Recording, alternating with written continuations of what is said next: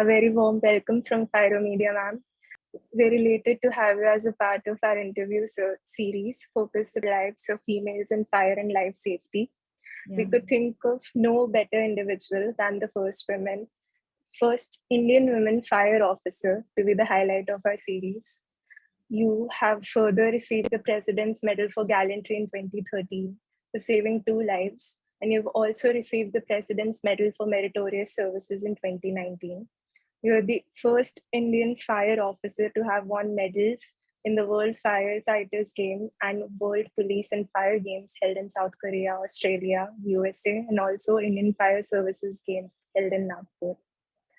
Presently, you are working as the Joint Director, Tamil Nadu Fire and Rescue Services. And my first question for you jumps right in from that.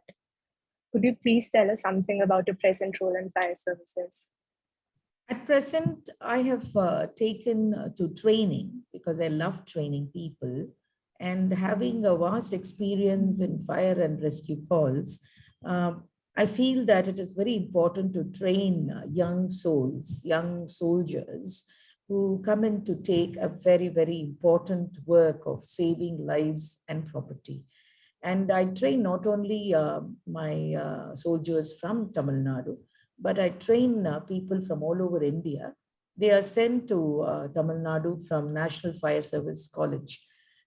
So I take pride in telling you that I have trained around 12 to 13 batches. So now I'm heading training in Tamil Nadu, and this is the only training center in the whole of Tamil Nadu. Right. That's again another exceptional achievement for you, ma'am. Thank you. So based on what you said and your profile, and knowing that this is an industry which does not see a lot of females or is not, very out there in terms of the awareness of professions that people see. My question to you would be, why did you choose this profession particularly? This has been asked n number of times to me. It's not like, you sit and think about it and then you come and join. The choice was given to me, and I made a decision because certain events had affected me before that, before I could write my examinations. And one was 9/11, where I saw the photograph of a firefighter walking up the Twin Tower, and he never came back. And it had impacted my mind so very much that I felt it's such a noble service where you dare to give your life for the others' sake, number one. Number two, I wanted to be in khaki. That has been my dream throughout my life.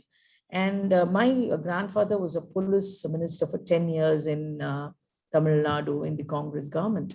He's no more. And the other grandfather was an IAS officer. He's no more right now. So I had seen khaki in and around my house throughout my life when I was growing up. And this had this impact on me that, I have to be in khaki because you can help, and the amount of respect you get when you go out in khaki, that really pulled me to this particular department. And I'm very thankful to God that He has given me a chance to work in this department, because saving lives is more important than any other thing for anyone, and particularly a woman who brings a life to this world. So you spoke about your family and the kind of background that you had. Would you say that was the primary reason for your journey, or would you say there were other reasons? And in asking this, I want you to tell us something about how your journey came to be to your current position as the Joint Director of Tamil Nadu Fire and Rescue Services. I should tell you something. Actually, when I chose this particular field, that was the first time a choice was given in India. The fire service need not be only a male dominated bastion, and it was open to women firefighters and officers. And that gave me an impetus that I should give a choice to join the fire services. But then The government deliberated for 3 years.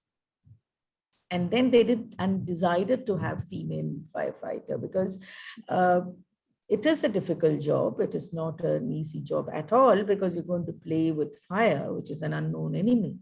And being a woman, people feel that you are physically not that good, and you are not physically bound to do these things. But I just want to question everybody. We're talking about the physical strength.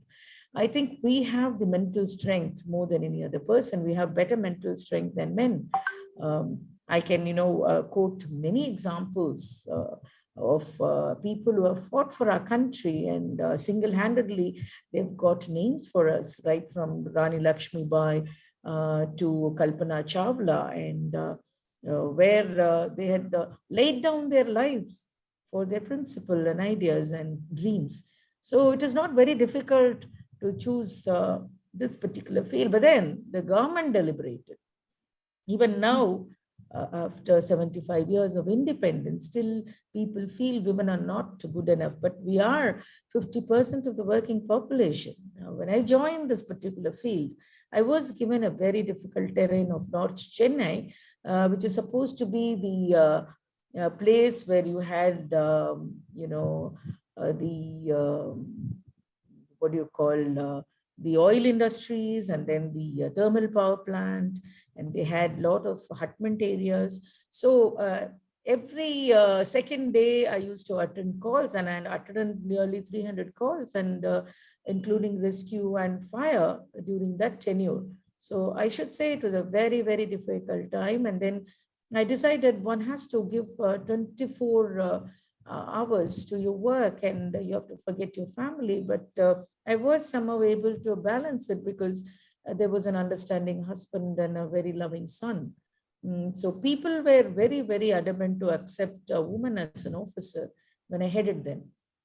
But I had to work 365 days and give 200% instead of 100% to prove that this is what I am, this is who I am, and you have to follow. Now, when you're very clear in your own mind as to what you want out of your life, then people will tag on your line. So I had no problem after that. After I decided that I'm an officer, I'm not a female. So when it comes to being an officer, it's not a male or a female. It is who you are as a person, and you set example for the people to follow. I think you said something very interesting right now, that, as a female fire service officer, even though in spite the gender, you have to know who you are to truly be an involved participant in your own career. But you also said that, as a female fire officer, you had to give 200%, where people were supposed to be giving 100%. And so my next question to you would be, what challenges do you think you or females around you in your position and in your career face in the fire services? When I say you have to give 200%, because you're new to the field. Now, right. If a male wants to become a mother, then he has to give 1,000%. So you're new to the field. So you have to learn. You cannot ask, special preferences, or, ask for leave and then say, I'm a woman, I can't do this, I can't do that. Now, I was trained in such a manner that I was equal to a man. I can drive an MTU, which is our fire vehicle, and we can carry people from atop buildings, and we can actually hold a hose and firefight, which is actually around 150 pounds. So when you go and stand there and say, I'm after all a firefighter, I learned swimming after I joined the workforce. Now, when you are new to any particular field, whether it's a male or a female, you can't just relax and sit back and say, now I've got the job, I can relax. What I meant was, the challenges, I'll tell you, ours is a 24/7 service, right? 365 days. Now, we have to go and attend calls anytime of the day. And the calls will not, be given to the male members only. They will come straight to you because you've taken over the challenge. Now, I used to go and work for about 12 hours the whole day. And then the next morning at around 3 p.m. or 3 a.m., I'll be getting another call. So I can't say now I have to relax. My body will buckle. I'm a female. So at that time, you have to give your 200%. I'm not just meaning this, I'm not telling you that it is only for the female. It's for anybody who wants to achieve in life. So the guys, since they're already, it's like a tortoise and hare story. The guys would relax and sit and say, one of the officers said, she's married, she's got a son, and she's only a female.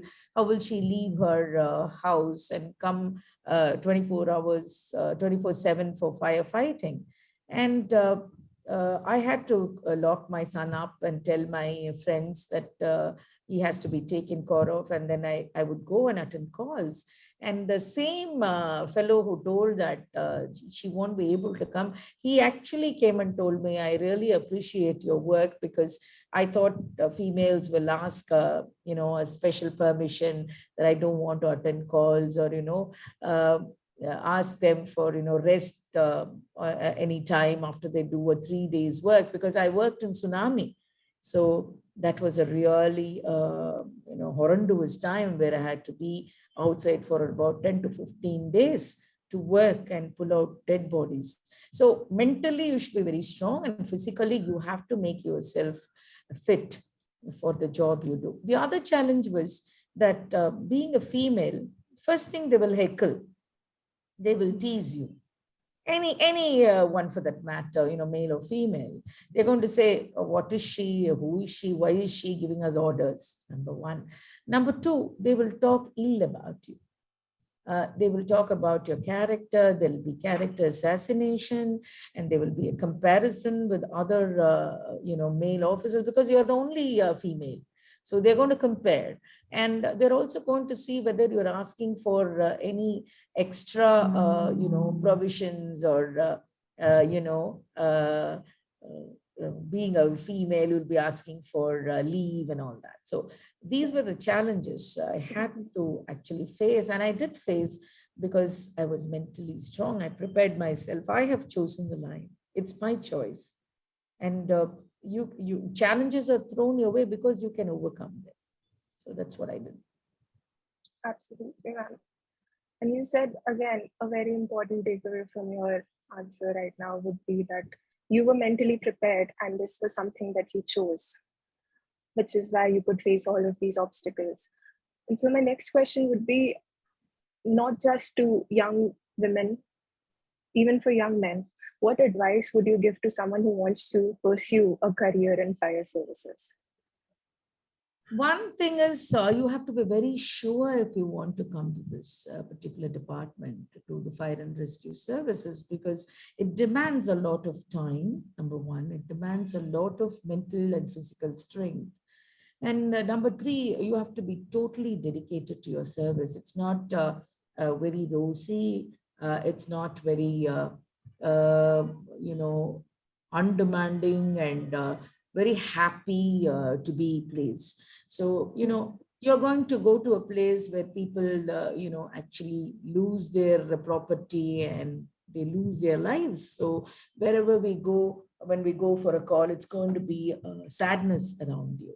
So for that, you have to have mental strength, because these days I find girls and boys, just because a father does not get you a watch, you commit suicide. Just because you're, so-called a person who liked you says, no, I don't like you now, they go and hang themselves. And they want a life which is quite fast. They want a job which gives them a lot of money immediately, an immediate satisfaction. It is very, very sad, I'll have to tell you, because children nowadays, I think they follow a lot of media, and they have a lot of time in their hands, and in their hands, they have these so-called cell phones, their friends, and they don't have friends outside. Now, this field is a field where you cannot work alone. We have to work in a team. It's a team work, which demands a lot of attention and a lot of, understanding and caring for the others. So the children and the students, the people who want to pursue this kind of a career should have a lot of patience, and they should be ready to work in areas where others don't dare to move in. Because we always say there's adage that we say, when others come out, we go in. Wherever there's darkness and wherever there's fire, where death is calling you. So mental agility, and they should understand themselves. The problem with the youngsters these days, is that they don't know what they want out of life. So it's not only fire and rescue services, it's, for that matter, any other service. You have to have the patience, you have to know what you want in life. Life doesn't end with marriages. You always feel that after marriages, you're going to, happily settle down. It's not good. Life is a challenge. Yeah, the happy ending. So then, and also, it's not cinema. And also life itself is a challenge to face and conquer. So these are the things I would advise our young minds to think about. Right. And just to take this to a different direction now, because we have discussed the challenges and we've discussed some other pertaining issues to youngsters who wish for a career in the services. What would you say is the best part about your job? Oh, saving lives, obviously. That's what I've been talking to you all this time. It's a high. When you go to a place, when you want to go and rescue a person or go firefight and save their lives and save property, what more you want? It is such a noble profession. When you save lives, you feel that, you have done your job, for the day and for your life, because, what else matters in life? Your life. When you don't have life, nothing matters. So any other job, it's not going to do that. I went and saved 2 lives in a particular incident where I received the, President's Medal for bravery. It was a difficult situation. We were also not in a position to save ourselves. See, in this field, you'll have to save yourself and save the others. You can't just rush in and, without any plan, you can't just go and try and do something and then lose your life. So it's always planning, it's always training. It's training your mind as to how you can go and actually find a person who's in trouble. I was working in 2005 floods. It was terrible. I could see, bodies strewn around in the roads, and I could see voices crying for help in the night, and we were not able to go because a lot of floods. The dam was breached and a lot of flood, and we were able to take 100 people into our fold, and we saved them from a hospital which was actually submerged in water. So what more do you want in your life when you're so happy seeing young babies being saved? I had actually carried that baby when I went to the boat, and a newborn baby with his mother. So whatever, even if you're going to go and achieve anything in your life, like, buying a great house or buying a big house or cars, or, you go and meet a superstar or something like that, nothing can equal this. Very true, very true. And coming to what you said just now about the 2013 incidents where you saved 2 lives, and you won the President's Medal for gallantry. It's one of those things that you don't hear very often about. I mean, it comes in the newspaper that so many people were saved and all of that, but we don't really ever get to see your side of the story. So could you tell us more about the incidents and what happened? Yeah, it was during Diwali, it was eve of Diwali, and we were all sitting. I was working in the office, and around, I think 9:45, we got the call from our control that a building had collapsed in Triplicane in Chennai. And they said people were trapped in the building, and it was a 5-floor building, and it had collapsed, and the 4th floor was on top of the 3rd, and the 5th floor was on 4th. So and people were trapped, and there were a lot of commotion going on, and a lot of people around. And you must understand, in India, these houses are built in a way that they don't have a setback area, and our vehicles cannot move during an emergency. And another thing is, you cannot see crowd control in India. Each one will give you advice, each one will give you his own idea. So we had to cross all that and wade through a sea of people to the building. It was an old building and dilapidated at that, and people had not checked the building for a long time for stability, and it had collapsed due to rains, and it was a northeast monsoon time, and we did pull out 3-4 bodies at the beginning, and we thought, okay, the day was done. But then people started screaming that with 2 lives, mother and son, they were trapped in the 3rd floor. And since we were standing on the 5th floor, it was like, a cake which was half eaten and, waiting to wobble down and sit. So when we went, it counts. There's something called load on the building. So it was not right for us to go and stand on top of the building, because anytime it would collapse. So people were shouting and giving us ideas. They said, please don't delay, they might die. And we did ask the husband as to where they were, and he fortunately gave us the exact place they were trapped. And fortunately, the pillars were on top of them, and that saved them, actually, the column, because the building had sat, but then they were beneath the big column. So I did hear a scream from the bottom, and the boy said, we are alive, and tell our father we are alive. So we actually cordoned off the area, and I remember that we went and stood there. I and my team were there on top of the building. The building was slanting, so we were just here. So anytime we would slip off. So we didn't use any of the equipment, the rescue equipment or drilling equipment, or even for that matter, hammer, because it was very, very, very wobbly, and the building was shaking. So it took around 6 hours for us to actually use our hands, bare hands, to slowly move the debris.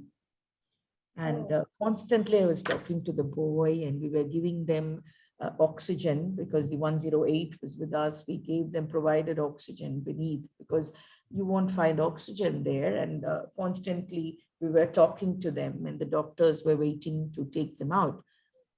First thing, we took the boy out after about 4.5 hours.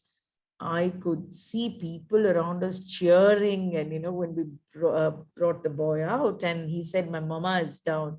So then she was a bulky lady, so it was very difficult for us to actually move inside and bring her out. And she was there with a bag in her hand, a yellow bag, a cotton bag, where she had the savings, and then the jewels, and her bank passbook, and whatever is very important. So she had taken that, and she escaped. So you see, life is only that much. So we pulled her out, and she fainted after that, because of the trauma she had undergone. And we took her out after about 6.5 hours. It was dark, and I could see the man crying, and the tears trickling down his eyes and his face. And then we thanked God, and we were exhausted. So we didn't have anything in mind. So later on, we found out the next days, when the newspapers screamed, in their headlines, that 2 people were saved. I was the happiest person. Obviously, we're very lucky to have people like you in the fire services. It's God's blessings. I still feel it is God's blessings. As a seasoned firefighter, you have witnessed, as we have even heard you telling us some instances here and there. You must have witnessed many such mishaps. So is there a common pattern that we, the public or the masses, are unable to see? And you think it's something which is so obvious, just so avoidable, yet we don't see it. And then when some tragic mishappening occurs, we're not able to cope up with it. I think the one pattern I see is that we're not prepared. We're not given training. We don't train our minds, and we're ready to click photographs when an incident happens and then move away. We don't try to learn any lesson. I still feel very hurt when somebody is suffering and when they are, thrown out of their vehicle. People immediately click the pictures and then move out. I have seen that so many times. I think the first thing is the empathy you feel for the other person. Right. When you put them in your place and think about their suffering. I think India at present is slowly moving towards that kind of scenario or mindset where you don't feel for the others. It's not only just learning about things, but you'll have to use whatever you have learned in that kind of a situation, because the community is the first responder. We are the first responder, right? But then the community must be sensitive. Now, the basic awareness, the lot of lack of awareness about so many things, about electricity, about, normal things that you don't have to do to save yourself. You have to notice when you go to work, when you're at home, the simple thing is to switch off the electrical appliances, basic. Now, I have gone to some of the places where they go out and lock the house, but then they have an egg boiling in the kitchen. And then finally, there's a blast. And even if you go to an office to work, you just feel it is the work of the other person to switch off the electrical appliances. I mean, there starts the whole thing. You're not aware. When you're aware, you're not interested. You don't have the empathy or sympathy for the others. You don't think about others. It's me, myself, and for myself. That is the basic thing I feel. There's a pattern. Like people from the department and also the people who were at home, they never bothered about the stability of the building. Right. The guys didn't check. There should be a periodic, maintenance checkup. Whether it is, done is so important. When it's an ordinary thing. People know that they should not use a lift during any mishap. If there's a fire in the building, they should not use the lift. I do not know how many of them actually know. And forget about that. At least every 3 months, the fellow from the company should come and check. Yeah. Another thing is you have this fire thing, you are somebody, you're a great star, and then you blow a few puffs and throw the cigarette away. Every single fellow thinks he's that kind of a man. Okay, you throw it, and then, we get 98% of the fire is due to garbage. And, you sort of throw your garbage. This is one thing I would like to tell my listeners through this particular interview is that please don't throw garbage anywhere outside. See to that your country is clean, your roads are clean, your office is clean. Some of the offices I go to, there are papers through, now well-educated guys, you earn 1 crore, but then you can see all their muck and the papers strewn around a basket meant for the garbage. So, how long will it take for you to think that, no, it is not the other's job to do it. It is my job. And even, maintenance, like when you go to a theater, you go and watch paying around 450 rupees, or to a bar, or to a hotel, or to any other official place. You actually see around you, see if there are extinguishers there, and if they're actually being checked up. See, in every office, in every place, working place, in every industrial unit, in every factory, there's something called a work order. You give it to them to check up. There is always a register to check up how things work, how things have been checked up, how actually things have been placed. There is something called a register where you can always write down. Now, I saw this is not right in the theater. So they should have a register of maintenance of that place, and also the checking update of the firefighting system and extinguishers.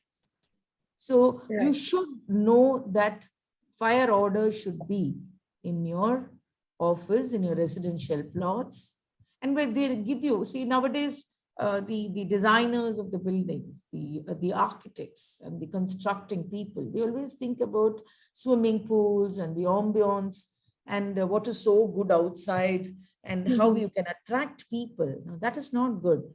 That is not going to help you during a mishap, during a disaster, during an event. So you have to be careful as to what is important. Are there escape routes? Is there water in your building? Is there, an awareness campaign done for your people who are living there? Are you talking about, the balconies which are closed and the escape routes which are closed off with a lot of debris? And you keep, even at your home, you just go and stack your boxes next to the fire escape door. Right. So there should be 2 doors and you don't have 2 ways to escape. Now, there was a big mishap in London, I think disaster in a particular building. And they had cladding, the cladding, so-called wooden cladding. And that was responsible for the death of so many people. Right. Now, there was in Kumbakonam, around 96 children died because they had no staircases for them to escape. There was only one small staircase and they had to come through only that. And small children were allowed to sit on the 3rd floor. Now, these are the things, these are basics. I can go on and on, but these are the basic things you have to understand. Like you have to think about the others before you think about yourself. When we talk about awareness, I take a small detour to tell you about what we are doing for awareness. Fireo Media is the proud communication partner for the international conference and exhibition hosted by Institution of Fire Engineers India. It's called Fire India. Before I let you go, I have one final question from you, which has to do with your sporting history. Okay. Right. So, being the first Indian fire officer to have won so many medals around the globe, nationally, internationally, how important would you say sports have been in your career and personal life? Yes, because it has been my passion right from school. I was my school champion for around 5 to 6 years, and I used to participate in the inter-school and inter-district level. And won prizes, and also in college, I represented my college in hockey. So I was always playing. I was always moving around. I was not a person who used to sit in the corner. I used to move around, and that gave me a lot of energy and happiness. So that continued after I joined this particular force, because it was so stressful and so depressing, because we see a lot of places where there is no happiness and it's quite dark inside out. So this gave me a lot of impetus to be fit, and also to have, when you actually move around, when you do a lot of exercise, and when you play a sport, cortisols help you, like, they are put down, and you have the happy hormone working you inside out. So that way was very, very happy. And I took a lot of interest to go abroad and win prizes. I was the person who would not sit when the government said no. I just went alone to these places, I should say. And then I came back with medals, with a lot of problems, for me to be going there and fighting. I think you would have faced that in your life too. There'll be people ready to put you down and say, it's not necessary, you're not the person and all that. So that was another challenge I overcame to get the medals. And not only as a female fire officer, but also males put together. I was the first officer to go abroad and win medals. And I was so very happy when the former chief ministers called me, and then they felicitated me. Unforgettable in my life.